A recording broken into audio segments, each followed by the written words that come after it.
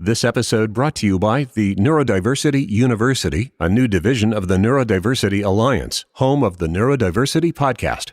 Check out Strategies for Supporting Twice Exceptional Students, a continuing education and professional development course for educators and school districts from Emily Kircher-Morris, author of Teaching Twice Exceptional Learners in Today's Classroom. For details, go to neurodiversity.university. What is neurodiversity? What is it about these people? Dyslexia, autism spectrum, ADHD, Gifted, dysgraphia. all brains are different. It's okay to be who you are. This is the Neurodiversity Podcast. Hi there, and welcome to episode 110. I'm Emily Kircher-Morris, and I'm the author of Raising Twice Exceptional Children, a handbook for parents of neurodivergent gifted kids, which is set to be released at the end of January. I'm really looking forward to getting this newest work out into the world. As we continue with our 2021 wrap-up, we are highlighting some of the favorite episodes from the last year. In a minute, we'll highlight a conversation we had with our guest from Yale University about his work with kids who deal with anxiety and OCD. If you're an educator who works with gifted and twice exceptional kids, don't forget that we're launching a new online course for educators on our new platform, the Neurodiversity University. Our first course is Strategies to Support Twice Exceptional Students, and within its modules is specific information about how to understand gifted kids who are also ADHDers, autistic, dyslexic, and more. You can go to neurodiversity.university to learn more about this course offering. That's neurodiversity.university. Okay, in this conversation, we take on anxiety and OCD, including ways that parents can help support their children. Hi, I'm Ellie Leibowitz. I oversee the Anxiety Disorders program at the Yale Child Study Center, and I'm the author of Breaking Free of Child Anxiety and OCD. Coming up next.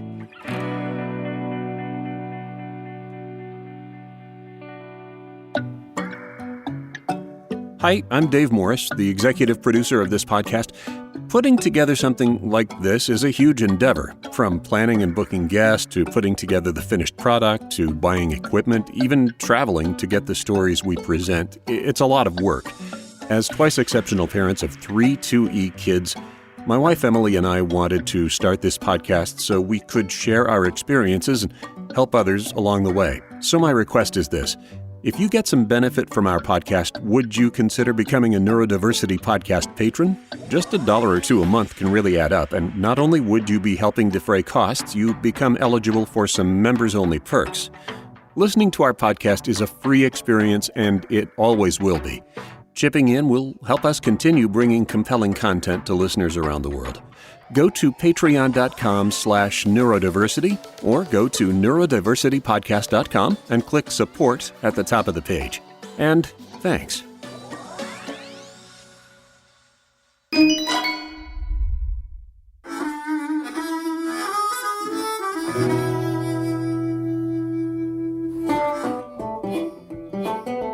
Today, I'm talking with Dr. Ellie Leibowitz of Yale University about his work with children and their parents on managing anxiety and OCD. Thank you so much for joining us today, Dr. Leibowitz. Thanks for having me. It's great to be on.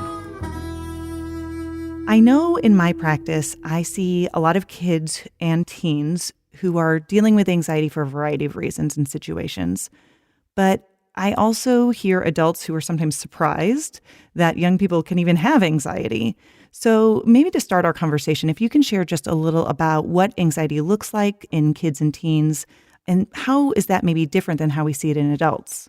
Well, not only can children have anxiety problems, but actually anxiety is the most common mental health problem in children and in adolescents and really throughout life. And so a staggering number of children are going to suffer from really serious anxiety disorders over the course of their development. Some of the adults who are surprised that children can feel anxious are just suffering from a little bit of memory lapse because they may have experienced a certain amount of anxiety themselves growing up. But it is true that in the past, we were less likely to detect or diagnose or treat anxiety in younger people, and that change is for the positive. Anxiety is really a problem that can manifest in a variety of different ways.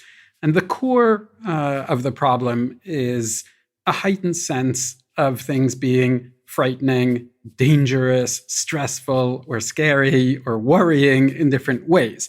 And that's going to manifest differently in different children. For some, it may be a fear about being separated from their caregivers and all the horrible things that could happen to them or to their caregivers when they're not together. For other kids, it may be a really excessive preoccupation with how other people are perceiving them, feeling scared of messing up socially, being judged negatively, looking foolish. And this sounds like a normal experience that, sure, we all get self-conscious some of the time, or at least many of us do. But when you're struggling with a real anxiety disorder, that can turn into a really crippling kind of fear that can significantly impair your function across a wide range of situations. For other children, it's going to be chronic worry, just persistent and interfering worry, which is just exhausting, because your brain is just churning away at these worried thoughts. And it could be a different thought today and another thought next week or next month.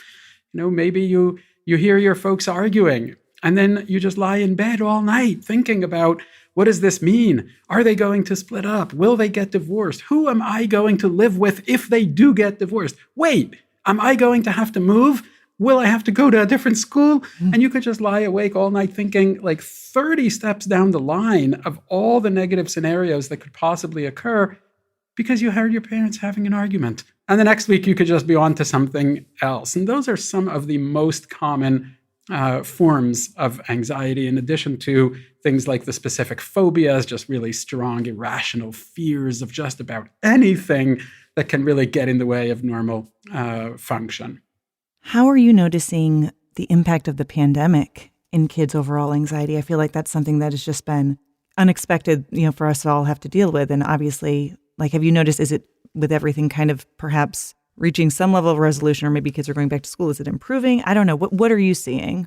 Well, it's actually a really interesting question because, like I said before, even in the best of times, anxiety problems are the most common mental health problems.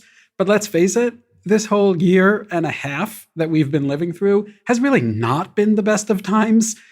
And sometimes I think if you got together a panel of anxiety experts and gave them the mission to come up with a year that would exacerbate anxiety in kids and make it worse, maybe they would come up with something like the past year, because it has all the hallmark features of just everything that triggers anxiety. The uncertainty, the unpredictability, the disrupted routines, the isolation, the stress, the loss that so many children are experiencing. And so it really has been a massive hit to children's mental health, as it has been to adults as well. But your question actually raises an interesting point, because for some children, the initial phase of the pandemic was really the hardest, when everything that they relied on as their normal day-to-day life just suddenly went away, when their parents suddenly just did not have answers for all the tough questions that they were asking and were just as much at a loss as they were, when they were suddenly disconnected from their peers and social supports. And for some, that really was the hardest part. But what we're seeing, and I think this is actually really important for us to be aware of, is that there's many other children for whom the hardest part is actually coming now, when we ask them to go back to their routines. If you're a child with, let's say, some social anxiety, and you've spent a year socially isolating, not having to go to school, spending your class time on Zoom where you can turn off your camera and look away, and it's really hard to kind of force you to be in that situation. And now suddenly we're asking that kid to walk back into a classroom full of kids. That can feel daunting. Or if you're a child with some separation anxiety and you've spent a year not leaving the house, and your parents pretty much not leaving the house either, but now suddenly they go back to school, to work, and you go back to school, that can feel overwhelming. And so there are a lot of children who are actually struggling today, even more than they may have been in the earlier parts of the pandemic. And it's going to take a long time until we figure out all of the long-term effects of living through this whole experience, but it's definitely not over. some of my clients, it's almost been a blessing where they've really thrived, surprisingly. And now their families are in this interesting situation where they have to make a determination, do we try to continue this a little bit? Do we try to, do something different, or do we go back to it? It's a really difficult decision for those families. It really can be. And none of us really have a great sense of what's the right thing to do in this situation. And the guidance that we're given from the powers that be is sometimes confusing and contradictory and muddled. And we're all kind of trying to figure this out as we go along. And what we were told yesterday may be different from what we're told tomorrow. And that puts a lot of stress on parents who have to ultimately take responsibility and make these decisions. And some of that stress is trickling down to the kids as well, who are pretty good at sensing when their parents are in a state of uncertainty or confusion or stress as well. If there's a parent who is concerned that their child is experiencing anxiety, would you encourage them to go forward and seek an official diagnosis? Like, are there reasons that a family might want to formalize that diagnosis, or are there some reasons where they might want to avoid doing so? I think the first thing you can do is have a conversation with your kid, even before you seek that professional advice or consultation, evaluation, etc. You could start by having a conversation with your kid and have that conversation in a calm way. If you seem stressed and scared or panicked or angry or upset, then you're going to convey that to your kid as well. You could just start by asking some questions like, how are you doing? What is on your mind? Share a little bit of your experience and model to your family that it's okay to go through difficult emotional experiences. And we all do sometimes. Sometimes we're so determined to show our kids that we're there for them and that we're strong and that we're not rattled, that without realizing it, we may also be giving the message it's bad to be rattled, or it's not okay to be upset. It's like if you have to deny it and grit your teeth and stiff upper lip and we're all fine all the time, it makes it harder for your kid to tell you when they feel like something is difficult for them. So just having those conversations is probably a good place to start. But if you are concerned that your child is struggling with anxiety, yes, I think reaching out for some professional consultation makes a lot of sense, and there's very little to be lost from doing that. And you can start by having a conversation with your pediatrician, your primary care provider. In many cases, they'll be able to give some helpful advice or to refer you to somebody who can do a more thorough assessment and evaluation. Your child doesn't need to have a serious, clinically impairing, disabling mental health disorder for them to benefit from some help, for them to benefit from some strategies or some skills for coping better. And you as a parent can benefit from learning some strategies for helping your child to cope with anxiety. Anxiety is a part of life for all of us. And the more we can learn to handle it well, the better off we're going to be. So I think that in most cases, if you are concerned, reaching out for that consultation is probably only going to be a plus, and there's not a lot of downsides to that. I hear you saying, though, also that even if those concerns don't meet the threshold for clinical diagnosis, there's still a benefit, and kids or teens might need some support in those areas. Absolutely. That is very, very true. And the biggest obstacle to that is sometimes the financial obstacle. If you have an insurance carrier, for example, they may not feel like paying for a mental health therapy, consultation, etc. makes sense unless somebody is diagnosing your child with a mental health disorder. And that's an unfortunate facet of the way our health system, and in particular, mental health care system, is set up. But there are often ways that you will be able to get some advice or to get some help. And it's one of the reasons that compels me to write books like Breaking Free of Child Anxiety and OCD, which is really written for parents so that if you are, for one reason or another, whether that is financial or geographic or time, etc., if you're not able to get help from a mental health specialist, to see a therapist every week, you may be able to learn a lot of skills and tools that will be very impactful and that you can do on your own time at home. Yeah, that brings me actually to my next question, which is that I think, parents want to help, but they're also often worried about how to best help their children without, crossing that line between helping too much or also not enough. Do you notice that parents, even on their own, you talked about it a little bit, but they influence their children's anxiety in one way or the other, could be more productive in how they're supporting their child? I think absolutely, yes. I think there's a huge role for parents in supporting children who are coping with anxiety, whether that is a serious struggle with an anxiety disorder or a more day-to-day normal kind of challenge of dealing with anxiety, as every child is going to do sometime. I think there's a huge role for parents in that. But before I say more about that, I also want to say that parents are not the cause of children's anxiety disorder. And I think this is just such an important distinction to make. It's so easy to make that leap, and it's a false leap, from you as a parent can help your child to overcome anxiety, to leap from that to you as a parent must be the reason that your child has anxiety in the first place. And I am keenly aware that as a mental health professional myself, I'm a psychologist, I represent the field of mental health, and it is a field that has a very rich history of blaming parents for children's mental health conditions. We have done this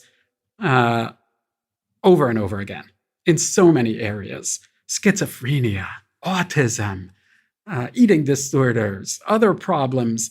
And you know what? Time and again, actual research, empirical research into these theories and hypotheses falls flat. It does not support those hypotheses. I don't know any serious researchers today who think that parents are the actual cause of schizophrenia or the actual cause of autism, but that was a common theory that was put forward by the field. And so I just want to, before we even talk more about how parents can be helpful, I just want to say as clearly as I possibly can that I don't believe parents are the cause of children's anxiety disorders in the vast majority of cases.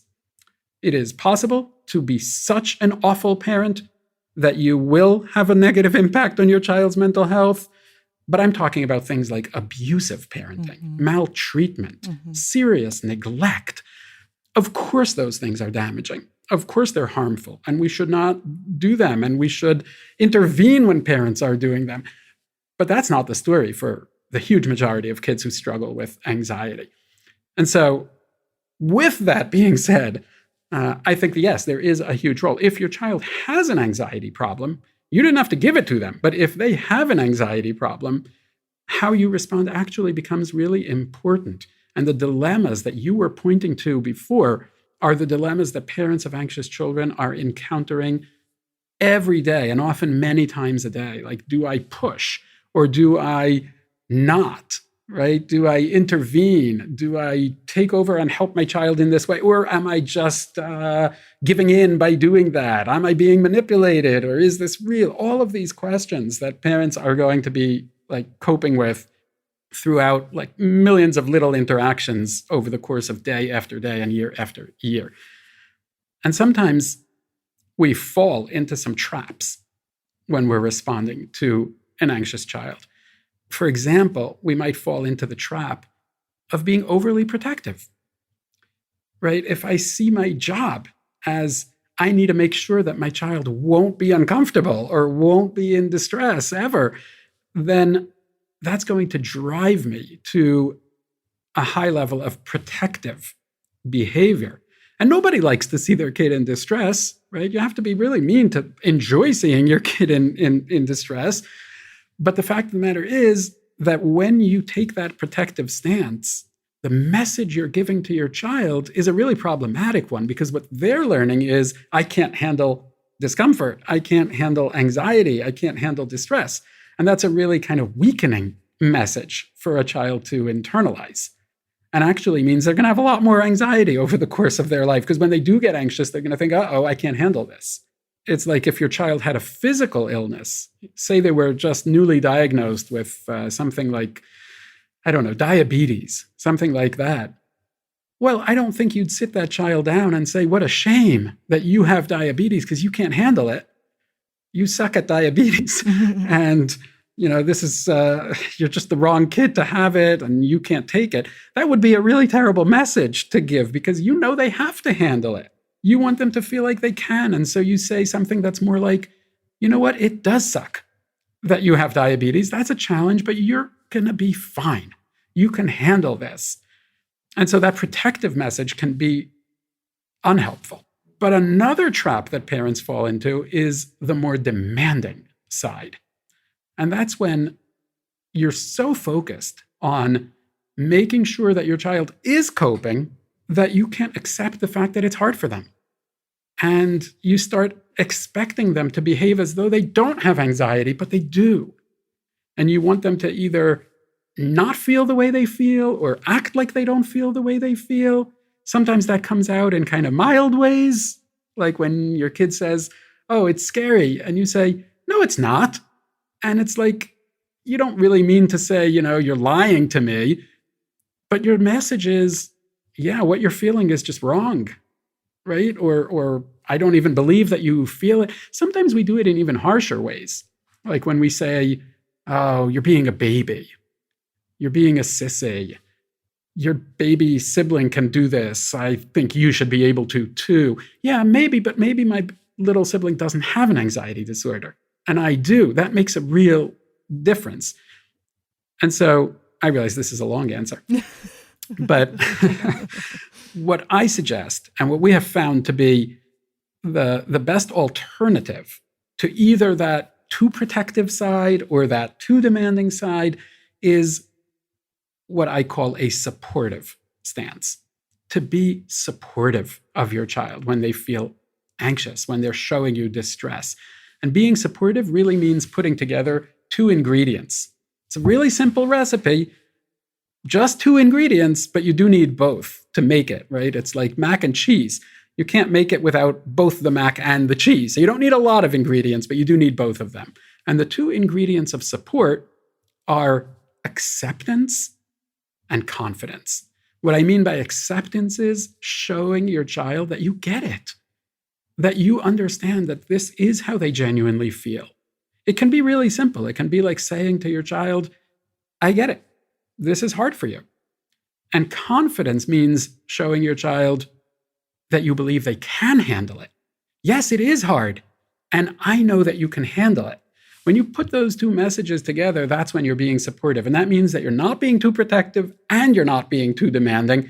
And we find this is the best way to try to navigate those tricky situations by just sticking to that message of support, the acceptance and the confidence. And you're unlikely to go wrong with that. What are some practical steps that parents could put into place to implement that balance of acceptance and confidence? So the first thing is really just practicing saying those things. It's actually not that complicated, but it sometimes is not intuitive. Sometimes we think, yeah, my kid knows that I accept it. I don't need to say that. Well, maybe they know, but maybe they don't. And sometimes there's a benefit to just actually explicitly saying it. So I would say before you do anything else, just practice making those supportive statements. Write them down for yourself. Put them on your phone, and just like remind yourself, I'm going to be supportive. I'm going to practice saying, I get it. I see that you're really upset right now. I see that this is hard for you. I see that you're scared, and I know that you can handle it. I believe you're going to be okay. I think you are strong enough to get through this. Words like that. Now, the other thing that I think is really important on the really practical side is figuring out what are the things that I'm doing in my actual behavior that may be actually maintaining my child's anxiety rather than making it better. It's ironic, but sometimes the things that we do because we want to help our child to be less anxious actually end up maintaining the anxiety over time. For example, maybe my child does have social anxiety. And lots of parents are going to be familiar with this situation. Somebody unfamiliar walks up and they want to be nice. And so they address my child. They ask them a question. What's your name? How are you doing? How do you like the whatever, the movie? But my child is socially anxious and they're uncomfortable. And so they look away and, they don't answer. And I see that they're uncomfortable. So what do I do as a parent? I jump in. I answer for them. I say, oh, yeah, he loves this movie. Or this is little Sophia. Or I'm stepping in and they're relieved in that moment. They're less anxious now because great, mom is here to help or dad is here to help. But the next time they're in a social situation, they're going to be just as anxious and it ends up maintaining it. Or maybe my child has separation anxiety and I know that they're scared when I'm not around. So we make it a point never to go out together as a couple and leave my kid, with a babysitter because we know that triggers their anxiety and I don't want to trigger their anxiety. Why would I? And so we make that sacrifice. Or maybe they're scared at night when they have to be in their bed. And so they come and they sleep in my bed next to me, or I go and I sleep in their bed next to them so that they won't be scared.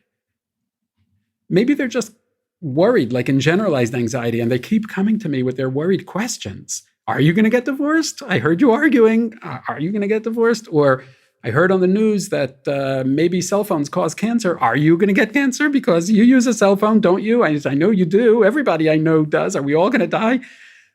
And I keep answering those questions, right? And so it's no, don't worry. No, that's not right. No, here, let's go look online. No, it's going to be fine. No, I promise. And by keeping on doing that, it feels like I'm helping them to be less anxious because in that moment, they're relieved. But what we know from a lot of research into this area is that those behaviors that I'm doing, which we call accommodations of the anxiety, when I'm accommodating the anxiety in this way, meaning I'm changing my behavior to help you to be less anxious, those accommodations actually end up maintaining anxiety over time. And so you could be pouring tons of time and energy, resources, sometimes even money into trying to accommodate this kid, but they're just staying anxious, maybe getting more anxious. And so another thing that I recommend parents do is think over what are the things that I'm doing that are accommodating. And you don't have to stop them all at once, right? I think that would be really hard and maybe a little bit overwhelming for your child as well. But you could pick one thing. And you could show your child that you believe that they can handle it. So when they come to you with that worried question, you say, I get it. You're really worried right now. That's a scary thought. You know what? I believe you can handle that. And I don't think it's helpful when I keep answering. So I'm not going to answer it. And I believe you're going to be fine. And sure, your child will be less relieved from that answer. But if you stick to that, you can help them to overcome the worry so that they, in a week or in 2 weeks or a month, maybe they're not having those thoughts anymore. And it feels hard in the moment, but they could actually overcome the problem. These two ingredients that I'm describing, these two elements, being more supportive and less accommodating, are the two main components of an entirely parent-based treatment for child anxiety that is proving to be a very effective way of treating anxiety. It's called SPACE, or Supportive Parenting for Anxious Childhood Emotions. And SPACE is really all about those two things, about being more supportive and less accommodating. And it turns out that if you do this treatment as a parent, even if your child never meets with the therapist at all, you can overcome even serious anxiety or related disorders like obsessive compulsive disorder, OCD. And it's just as effective as having your child meet a therapist directly for a child-based therapy, like cognitive behavioral therapy, for example. Yeah. One of the things I really hear you saying that I kind of want to emphasize is that you're not talking about pulling those accommodations cold turkey. Right. It's a very gradual process. And it sounds like, would you say that the parents are involving the kids in that process in some ways? Like, how does that dynamic work? Sure. Well, first of all, we would never do this by surprise to a child. Anyone who has an anxious child probably knows that child anxiety and surprises actually don't mix all that well together. Most anxious children do not relish surprises, even positive surprises, right? Like, we planned you a surprise birthday party. No, not the best way to make an anxious child thrilled. And for some kids, sure, it's going to, they're going to love it. But in general, not the best cocktail. We never do this by surprise. And so you're going to be letting your child know what you're planning at every step of the way. There's no secrets involved. And if they are willing, if they're collaborative, you can actually plan some of this together with them. So for example, we might say, okay, I'm really determined to start answering fewer of these questions that I know are on your mind so many times during the day. But let's think of a plan together. Should I answer 5 questions a day this week? How would that be? And maybe your child says, no, let's make it 8 questions a day. And I would say to the parent, great, you should go for that. You should say, fine, let's do that. Let's let your child have that sense of control, some ownership of this. They're going to be happier with it. The only caution, though, that I would give to parents in that regard is remember that the plan should be about your accommodation, not about them. So the trick is not to make your child promise not to ask the questions. I recommend not extracting that promise from your child, because there's lots of kids who will make that promise when they're calm, but then they're going to be really anxious and it's all going to fly out the window, and they're going to come and they are going to ask you the questions, maybe not 8 times, maybe 30 times. And then you're going to be mad at them because they're not keeping their word. And it's silly. Being mad at a child for being anxious or asking those questions, it just doesn't make sense. It's not a misbehavior. It's an anxiety symptom. Would you get angry at your child because their heart's racing when they're upset? Would you yell at them like you promised you'd keep your heartbeat down? That's absurd. And it's equally absurd to get mad at your child for asking you a worried question. And so don't make it about what they're going to do. Make it about what you're going to do. But they can have some input into the plan. If your child is really not on board at all, if they're saying, no, absolutely not, no way, I need you to answer me every single time because otherwise I'm going to freak out and it's going to be horrible and my head's going to explode and I'm going to die. If they're saying that, then you can say, okay, well, this is going to be my plan. And this is what I'm going to do. And you don't need to get them to agree because you're not asking them to do anything, right? This is why it's so wonderful to make plans that are just about your own behavior, because you don't need to insist, you don't need to threaten, you don't need to bribe, you don't need to do any of that. There's no argument. You just do what you planned. And sure, your kid may actually get upset with you, right? When they come and they have the question, and you're not answering, they may get mad at you, but there's no need for you to get mad in response. You can just be empathetic. You can say, wow, I see, it's really super hard. And it's much better to be sympathetic to your child who's upset in that moment than to lash out in response or retaliate or raise your voice. You can be really sympathetic because sure, it is hard, but also have that confidence. And you know what? The first time is going to be really hard. The second time is going to be hard. The third time is going to be a little easier. And by the next week, this is going to start feeling like the new normal. And soon you'll realize, actually, they're not even having those thoughts anymore, or they're having them so much less. So don't expect them to thank you right away. There's a lot of times in parenting where we have to make some unpopular decisions, and maybe this is going to be one of them. But I think they'll thank you later. When 6 months from now, your child has had like 3 months when they're not particularly anxious, maybe that's the time to say, remember how you used to be so upset? And every day you'd just be freaking out about all those thoughts. Isn't it amazing how you're not having that anymore? What do you think? Isn't that awesome?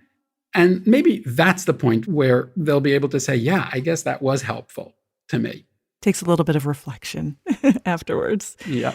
So you mentioned the SPACE program. I know that we have a lot of both educators and clinicians who listen to the podcast. And so I'm curious, give us a little bit more information about SPACE and how clinicians might be able to utilize it. Yeah, so SPACE really is a therapy, right? This is a therapy in the same sense that cognitive behavioral therapy, which maybe more of your listeners may be familiar with, is a therapy, right? And space is a therapy too, but it's parent-based. And so what it looks like is, instead of a therapist meeting with your child every week and listening to them and teaching them a skill or things like that, giving them some homework, etc., it looks like a therapist meeting with the parent or the parents and working with them and giving them some homework assignments to do, and mainly focused on those two things that I mentioned, meaning teaching the parent how to be supportive and teaching the parent how to recognize and reduce their accommodations. It usually takes somewhere between, I'd say, 10 and 15 sessions to do the treatment. There'll be shorter times and longer times, but that would be fairly typical. And clinical trial research from multiple studies indicates that it's a very efficacious way of treating anxiety and OCD. Therapists who want to learn more about the treatment, I would recommend, first of all, visiting the website dedicated to space, which is spacetreatment.net. And there are a ton of resources for learning more about it, including books and articles and videos and podcasts like this and other resources. But there's also information on training. And like with any new therapy that you're learning, even if you are experienced in other forms of psychotherapy, if you want to be doing this work with families, I would very much recommend getting trained. And so I and others on my team have been holding training workshops for therapists who want to do this training. I admit that it's a little hard to get into the workshops because they fill up very, very quickly. And so I'm working very hard to hold them as frequently as we possibly can. But I really would recommend participating in one of those workshops. And I think in the past year, we've probably trained like 1,000 therapists. Wow. On doing this treatment. And for parents, I would also recommend visiting that website. And there are many resources for parents as well. And one of them that I'll particularly mention is a list of therapists who are already trained in space.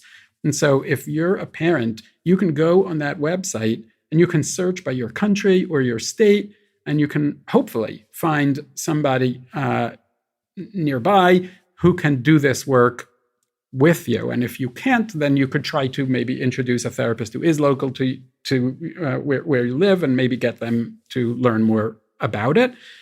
I guess one benefit of the pandemic is that more people are doing teletherapy than ever before. And so it's a little bit easier in that sense to access treatment. And one thing that I'll say about space is that it's a treatment that lends itself to teletherapy, because it's an adult talking to another adult or two adults. And that's a lot easier to do over Zoom or some other platform than working with a young child directly, which we're also doing over tele. And certainly there's many more people doing that than ever before, but it's a bigger challenge. Whereas space really lends itself to this kind of work. So hopefully you can go on the website, spacetreatment.net, and you can find that. You can also find a link to the book. And the book, Breaking Free of Child Anxiety and OCD, is really a step-by-step description of how you can do this treatment on your own, like a workbook for parents who want to implement this treatment on their own. A lot of parents are using it with their therapist, and so working through it together with a therapist. And I think that's a fantastic way to use the book. But many other parents are also using it just independently on their own. And I think that's a great way to make use of it as well. And so I think that can be a very helpful resource for a lot of families too. Okay, so last question. If you were talking to a parent about supporting their child who is dealing with significant worry or stress or anxiety, and that parent is just feeling very overwhelmed and even helpless, what would you tell them? What advice would you give? Well, one thing I would say to them is that in all of the field of mental health, there is no problem more treatable than child anxiety. The world is full of children who used to have an anxiety disorder. And I think this is a really important message. You may be struggling so much today. It can be incredibly exhausting, wearying, frustrating, and frankly, exasperating and even aggravating to be the parent of a child with a lot of anxiety. It's a challenge. And so if you're feeling any of those or all of those feelings, I get it. I'm the parent of 3 boys, and they're all anxious some of the time, and sometimes a little excessively anxious. I know what we're talking about. I know how frustrating and exasperating and troubling and concerning and worrying it can be for a parent. But remember that help does exist. There are so many other problems in mental health where we wish we had solutions that were half as effective as what we have for child anxiety. So give yourself a break. Don't blame yourself. Don't expect yourself to magically be able to solve the problem, but stay hopeful and get some help for yourself and for your child. Dr. Leibowitz, thank you so much for your time. Thank you so much for having me. It's been a pleasure.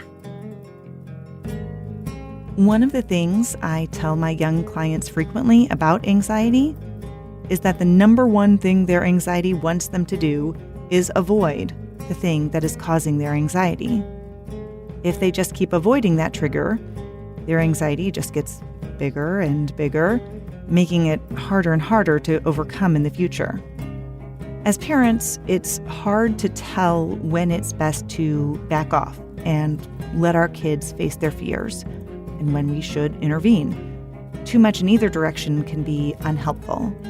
However, the idea of providing support and gradually reducing that support helps children feel comfortable, independent, and confident. It's more manageable than you might think, and its impact can have long-term positive benefits, both for a child's self-esteem and their self-efficacy. I'm Emily Kircher-Morris. I'll see you next time on the Neurodiversity Podcast. Don't force me out of bed in your society. Don't push me down the road you've been down. Don't try to fix my head, it's just your anxiety. Don't hush me now, 'cause I just wanna shout.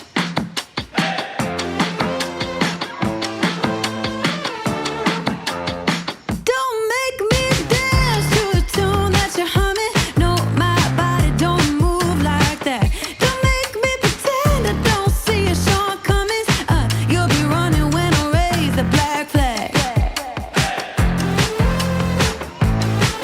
Get out your bomb and fly away.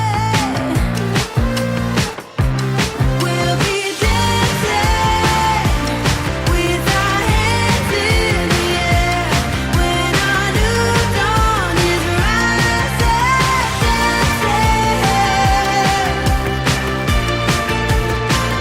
To the break of dawn.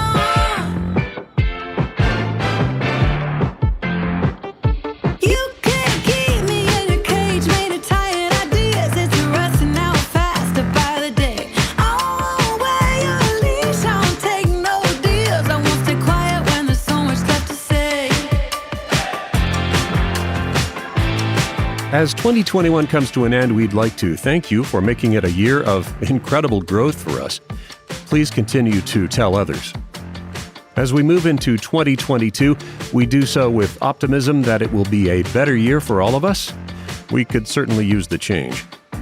The host of our podcast is Emily Kircher-Morris. The post-production editor and executive producer is me, Dave Morris. And for all of us here, thanks and Happy New Year.